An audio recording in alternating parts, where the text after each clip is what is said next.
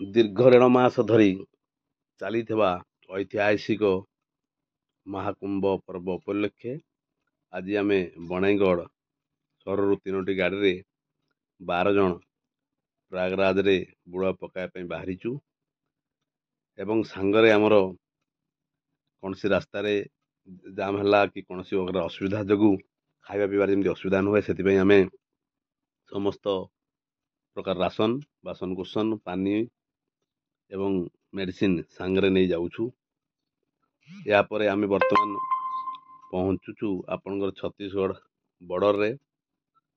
ଆପଣମାନେ ଦେଖିପାରୁଥିବେ ଚତୁଃପାର୍ଶ୍ୱରେ ପାହାଡ଼ିଆ କ୍ଷେତ, ଟାଙ୍ଗରା ଭୂଇଁ, ଚଟାଣୀ ପଥର ଦୃଶ୍ୟମାନ ହେଉଛି। ଦୀର୍ଘ ଘଣ୍ଟାର ଯାତ୍ରା ପରେ ଛତିଶଗଡ଼ ପରିଶ୍ରମ କରିସାରିଲା ପରେ ଆମେମାନେ ଆସି ପହଞ୍ଚିଛୁ ଏବେ ବର୍ଡ଼ରରେ ଏବଂ ଏହା ପରେ ପରେ ଆମେ ରାତ୍ରି ରହଣୀର ବ୍ୟବସ୍ଥା। ହ୍ୟାଲୋ ଗାଇସ୍, ଆପଣମାନେ ଦେଖିପାରୁଥିବେ ଆମର ଷ୍ଟାଫ୍ ମାନେ ସବୁ ଆସିଛନ୍ତି ପ୍ରୟାଗରାଜକୁ ବୁଲିବା ପାଇଁ। ଆମେ ଜାମ୍ ଯୋଗୁଁ ଅଧା ବାଟରେ ଫସିକି ରହିଛୁ। ଏବେ ଆପଣଙ୍କର ରେବଟି ଛତିଶଗଡ଼ ରେବଟି ନାମକ ଗୋଟେ ସ୍ଥାନରେ ଆମର ସବୁ ଭାଇମାନେ ଏବେ ରୋଷେଇ ଆରମ୍ଭ କରିଛନ୍ତି।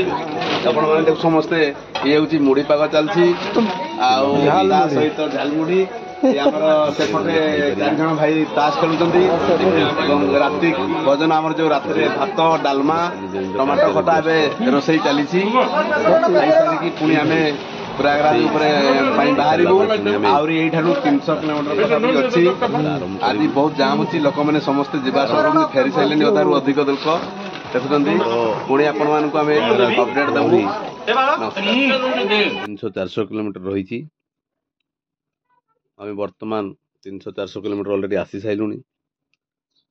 ଏବେ ରୋଷେଇ କାର୍ଯ୍ୟ ଚାଲିଛି, ସମସ୍ତେ ରୋଷେଇ କାର୍ଯ୍ୟରେ ବ୍ୟସ୍ତ ଅଛନ୍ତି। ଏହା ସହିତ ଆପଣମାନେ ଦେଖୁଥିବେ କିଛି ଭାଇମାନେ ଆମର ତାସ ଖେଳୁଛନ୍ତି,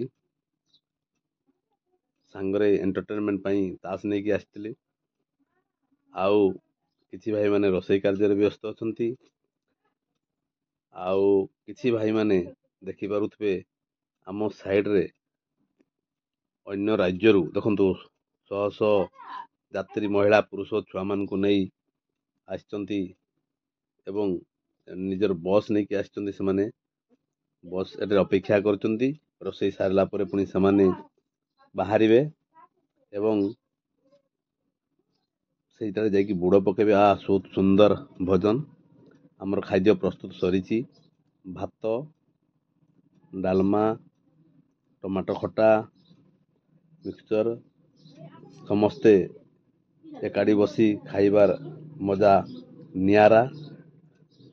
କାରଣ ଏତେ ଦୀର୍ଘ ରାସ୍ତା ଅତିକ୍ରମ କରି କିଛି ଆମେ ଥକି ଯାଇଥିଲୁ। ଏଠାରେ କିଛି ସମୟ ବିଶ୍ରାମ ନେଲୁ ଏବଂ ଏହାପରେ ଦେଖନ୍ତୁ ଖାଇସାରିଲା ପରେ ଆମେ ପୁଣି ନିଜର ଗାଡ଼ି ଦ୍ୱାରା ପୁଣି ଆମେ ପ୍ରୟାଗରାଜ ଅଭିମୁଖେ ବାହାରିବୁ। ମୋର ବଡ଼ ଭାଇମାନେ ସାଙ୍ଗରେ ଅଛନ୍ତି। ସମସ୍ତେ ଆନନ୍ଦରେ ମାନେ ଅତି ଉଲ୍ଲାସରେ ଉତ୍ସାହ ସହିତ ବର୍ତ୍ତମାନ ରାତି 12:12 ହେଲାଣି। ଏଇଟା ଉତ୍ତରପ୍ରଦେଶ ରାଜ୍ୟରେ ଆମେ ପ୍ରବେଶ କଲୁ। ଦେଖୁଥିବେ ଏଇଟା ପୁରା ଜଙ୍ଗଲ ରାସ୍ତା, ସୁନସାନ ରାସ୍ତା। ଗାଡ଼ି କିନ୍ତୁ ସବୁବେଳେ ଯିବା ଆସିବା କରୁଛି ହେଲା। ଆଉ ଆମର ଆଗରେ ଆମର ଆର 2 ଗାଡ଼ି ଯାଇ ପହଞ୍ଚିଗଲାଣି ସେମାନେ ଆଗକୁ। ଧନ୍ୟବାଦ।